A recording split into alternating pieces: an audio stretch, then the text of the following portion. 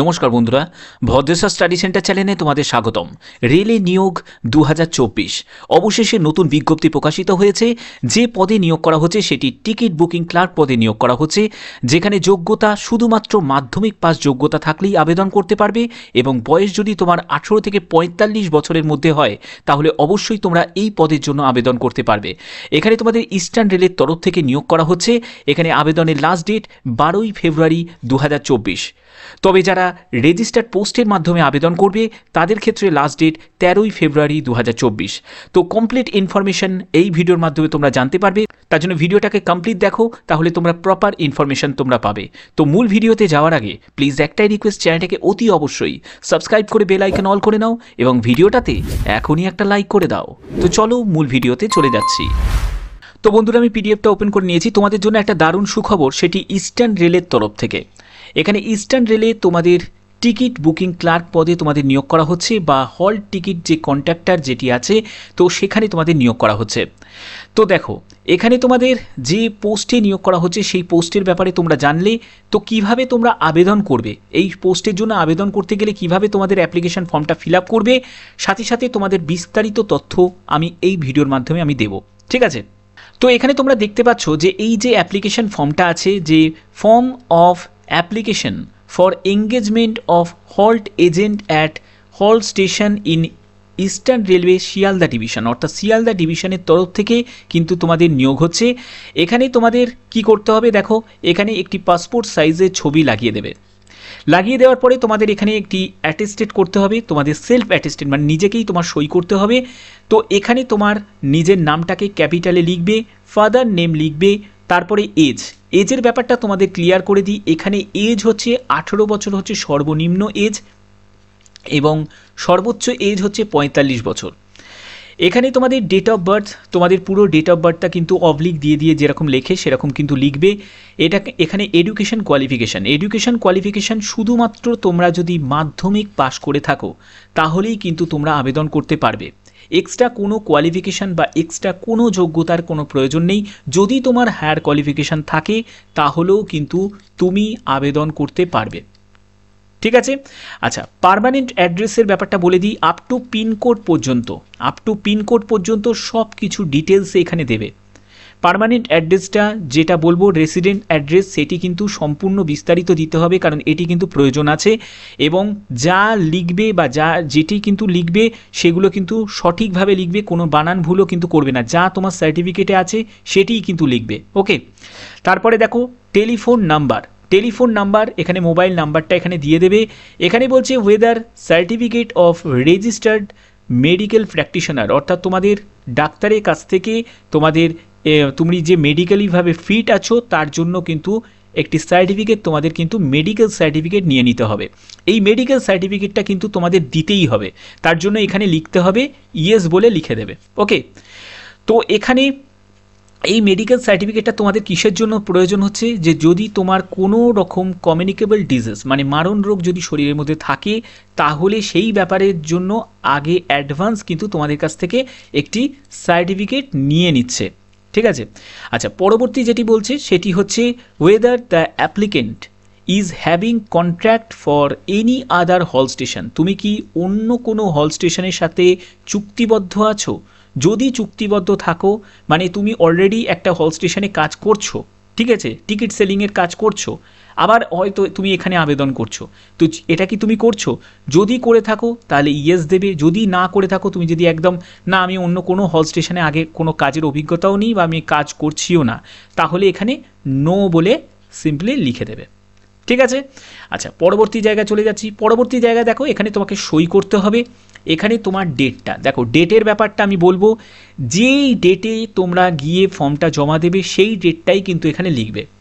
আচ্ছা, ডিক্লারেশনের ব্যাপারটা দেখো, ডিক্লারেশনে এখানে তোমার নামটাকে ক্যাপিটালে লিখবে, সন ডটার। ব্যাপারটা ভালো করে বুঝতে পারছো যে এখানে পুরুষ মহিলা উভয়ই কিন্তু আবেদন করতে পারবে, ঠিক আছে? তো এখানে তোমার বাবার নামও দিতে পারো, এখানে তোমরা মায়ের নামও দিতে পারো, যে কোনো একজনের নাম তোমরা দিয়ে দেবে। যদি বাবা থাকে বাবার নামই দেবে, ঠিক আছে?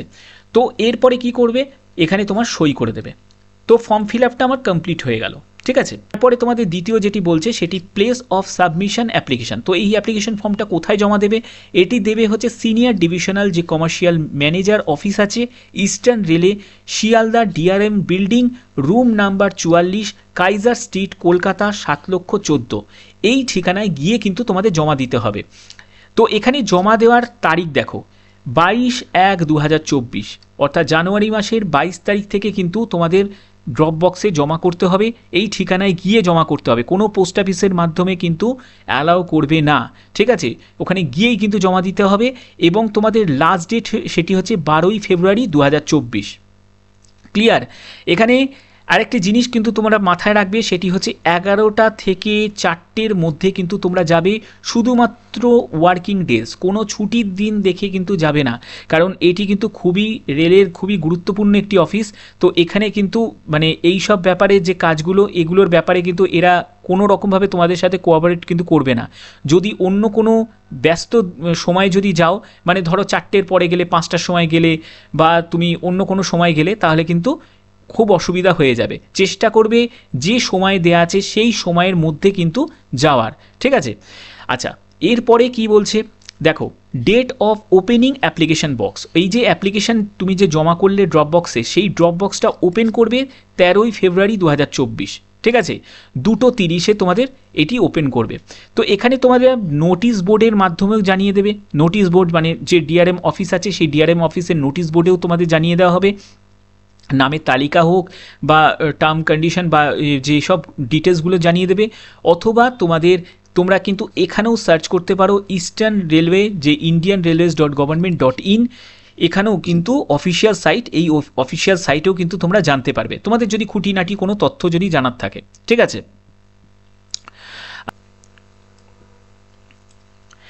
এরপর কি, এরপর তোমাদের যেখানে নিয়োগ করা হচ্ছে সেই ব্যাপারটা তোমাদের বলে দিই। এখানে তোমাদের নিয়োগ করা হচ্ছে বালি হল যে স্টেশন আছে, এই বালি হল স্টেশনে কিন্তু এই চাকরিটি হবে। ঠিক আছে, এখানে বালিঘাট থেকে রাজচন্দ্রপুর যে স্টেশন আছে না, বালিঘাট থেকে রাজচন্দ্রপুর স্টেশন, এই স্টেশনের মধ্যেই কিন্তু তোমাদের মানে এই কাজের স্থানান্তরটা একবার হয়তো বালি হল স্টেশনে তোমাদের দিল, তারপরে বালিঘাটে দিল বা রাজচন্দ্রপুরে দিল, এরকম কিন্তু স্টেশনে কিন্তু তোমাদের দেবে। তো এই স্টেশনের মধ্যেই কিন্তু তোমার কাজটা থাকবে। এখানে তোমাদের বলে রাখি, এটি কিন্তু সম্পূর্ণ 5 বছরের কন্ট্যাক্টে নেওয়া হচ্ছে, পরবর্তী সময় কিন্তু আরও 5 বছর তোমাদের এক্সটেন্ড করা হবে। ঠিক আছে, তো এখানে তোমরা যারা হাওড়া ডিস্ট্রিক্টের, এখানে লেখাই আছে ডিস্ট্রিক্ট অফ হাওড়া, যারা হাওড়া ডিস্ট্রিক্টের বাসিন্দা তারা কিন্তু আবেদন করতে পারবে। এখানে একটা কথা কিন্তু এখানে মেনশন করা আছে যে এর আগে কিন্তু যে নোটিশগুলো যখন বেরিয়েছিল, এর আগে তো বহু ডিস্ট্রিক্টের নোটিশ বেরিয়েছিল। তোমাদের আরেকটা কথা তোমাদের বলে রাখি, তোমরা যদি তোমাদের ডিস্ট্রিক্ট এটা যদি না হয়, তোমাদের ডিস্ট্রিক্টের নাম অবশ্যই কমেন্ট করবে, কারণ আমি সবার আগে কিন্তু ভিডিও তোমাদের জন্য নিয়ে আসি। তো সেই ডিস্ট্রিক্টের নামটা তোমরা লিখবে, আমি যখনই বেরোবে তোমাদের আগেই আমি জানিয়ে দেবো। ঠিক আছে, তো দেখো এখানে তোমাদের বালি হল যে স্টেশন বলছে, সেই স্টেশনে কিন্তু কাজটা হবে, এবং for person district of Howrah, অর্থাৎ হাওড়া ডিস্ট্রিক্টের বাসিন্দা হলেই কিন্তু আবেদন করা যাবে। আগের যেসব বিজ্ঞপ্তিগুলো বেরিয়েছিল সেই ডিস্ট্রিক্টের কিন্তু ব্যাপারটা ছিল না, সেখানে ছিল সেই লোকাল এরিয়া, ডিস্ট্রিক্টেরই তো হতে হবে, সঙ্গে সেই লোকাল এরিয়ারে কিন্তু বাসিন্দা হতে হবে। বাট এখানে কিন্তু সেটি কিন্তু মেনশন করা নেই, এখানে বলা হচ্ছে যে সেই জেলার বাসিন্দা হলেই কিন্তু আবেদন করতে পারবে। ঠিক আছে, অর্থাৎ এটা কিন্তু একটা বড় সুযোগ পেলে তোমরা। তো দেখো এরপরে যেটি গুরুত্বপূর্ণ সেটি হচ্ছে তোমাদের সিকিউরিটি ডিপোজিট। দেখো সিকিউরিটি মানি এখানে কিন্তু দিতেই হবে 2000 টাকা। তবে চিন্তার কিছু নেই, তোমাদের যখনই কন্ট্যাক্ট পিরিয়ডটা যখন শেষ হয়ে যাবে, এই 2000 টাকাটা তোমরা রিফান্ড পেয়ে যাবে, এটি কিন্তু লেখা আছে, আমি বলে দিচ্ছি তোমাদের। তো এই ডিডিটা মানে সিকিউরিটি ডিপোজিটটা কীভাবে করবে? তো সিকিউরিটি ডিপোজিটটা তোমাদের এফডিআর করতে হবে। এফডিআর এখানে ফেভার অফ যেটি অবলিক দিয়ে লেখা আছে এগুলো কিন্তু লিখতে হবে। ঠিক আছে, এই এফডিআরটা করতে হবে। আচ্ছা এরপর দেখো এই জায়গাগুলো ভালো করে টার্ম কন্ডিশনগুলো একবার ভালো করে বুঝে নাও। এখানে প্রথম যেটি টার্ম কন্ডিশনের মধ্যে যেটা আছে সেটি হচ্ছে তোমাদের local resident of district Howrah. দেখতে পাচ্ছ, হাওড়া ডিস্ট্রিক্টের লোকাল রেসিডেন্ট হতে হবে ফর বালি হল স্টেশন, বালি হল স্টেশনের জন্য।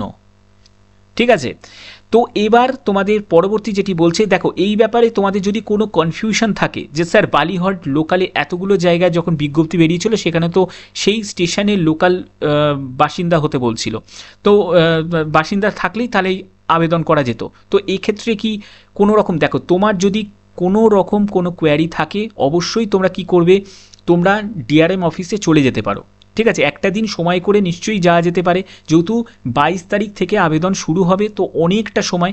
আমি সবসময় প্রয়াস করি তোমাদের অ্যাডভান্স যাতে ইনফরমেশান দেওয়া যায়, এটি শুধুমাত্র তোমরা ভদ্রেশ্বর স্টাডি সেন্টারেই পাবে। অ্যাডভান্স ইনফরমেশান আমি সবসময় প্রোভাইড করার চেষ্টা করি যাতে তোমাদের সুবিধা হয়। ওকে, তো এখানে তোমরা কিন্তু এই যদি কোনো রকম তোমাদের যদি মনের মধ্যে কোনো কনফিউশন থাকে সেটি কিন্তু তোমরা ক্লিয়ার করে নিতে পারো, ওদের কাছে জিজ্ঞেস করলে ওরা বলে দেবে, ঠিক আছে। এখানে তোমাদের তার জন্য কি করতে হবে, কপি অফ আধার কার্ড, আধার কার্ডের কপি, ভোটার কার্ড বা পাসপোর্ট, যে কোনো একটি কিন্তু অ্যাপ্লিকেশন ফর্মের সাথে জেরক্স কপি তোমাদের দিতে হবে, ঠিক আছে। তোমরা চাইলে কিন্তু সেলফ অ্যাটেস্টেড করে দিতে পারো, সেলফ অ্যাটেস্টেড করে দেওয়াটা কিন্তু কোনো রকম বাতিল হবে না, ঠিক আছে, ওটা কিন্তু একদিকে ভালোই সেলফ অ্যাটেস্টেড করে দেওয়াটা।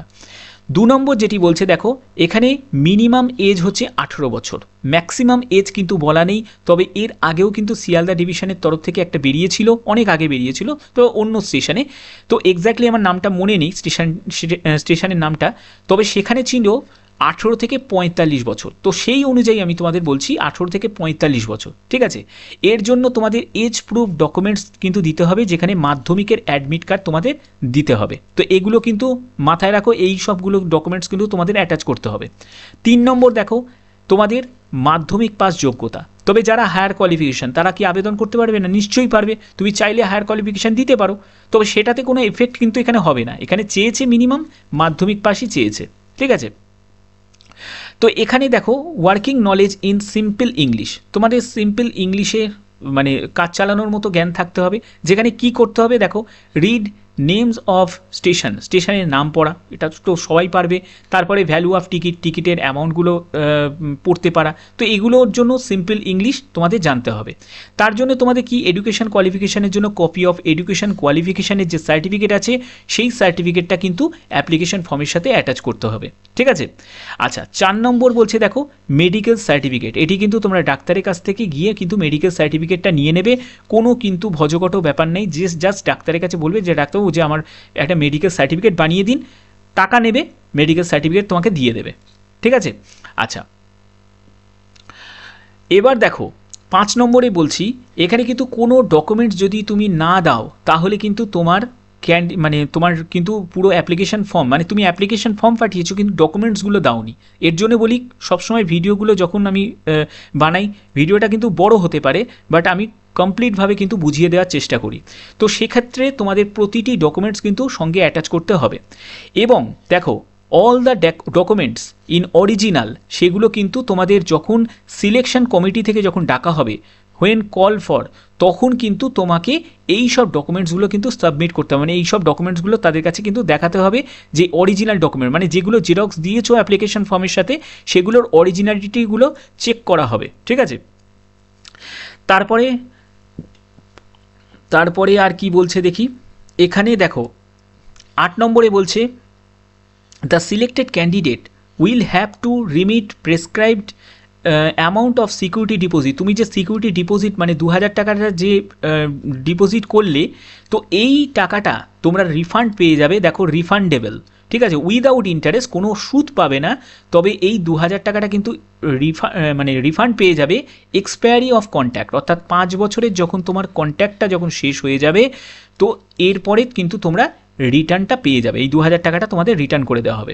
তো এখানে তোমার প্রশ্ন আসতে পারে যে স্যার শুধুমাত্র 5 বছর, না, এখানে একটা ব্যাপার আছে, 10 নম্বর কলমে দেখো 5 বছরের তোমাদের কন্ট্যাক্টে নেওয়া হচ্ছে, এখানে এক্সটেন্ডেড বাই অ্যানাদার 5 ইয়ার্স, অর্থাৎ আরও 5 বছর কিন্তু এক্সটেন্ড করা হবে, তবে সেটি ডিপেন্ড করছে তোমাদের স্যাটিসফ্যাক্টরি পারফরমেন্স, তোমরা যদি ঠিকমতো নিয়মিত যদি কাজটা করো, তোমরা যদি তোমাদের কাজের ব্যাপারে তোমরা যদি পরিষ্কার হও, ঠিক আছে, যে আমি ঠিক যে কাজটা করছি আমি সততার সঙ্গে একদম ঠিকঠাকভাবে কাজগুলো করছি, নিষ্ঠার সঙ্গে করছি, তো সেই ক্ষেত্রে তোমাদের কাজের পারফরমেন্স এবং তোমাদের টিকিট সেলিং, যে টিকিট তো সেল হয়, কারণ তোমরা জানো এখন হল স্টেশনে যে কাউন্টারের থেকে যেগুলো দেখবে যে সাইডে যারা থাকে তাদের টিকিট সেলটা বেশি হয়, তো সেক্ষেত্রে তোমাদের সেই দিকে পারফরমেন্স যখনই ভালো হবে তো সেখানে আরও 5 বছর তোমাদের এক্সটেন্ড করে দেবে।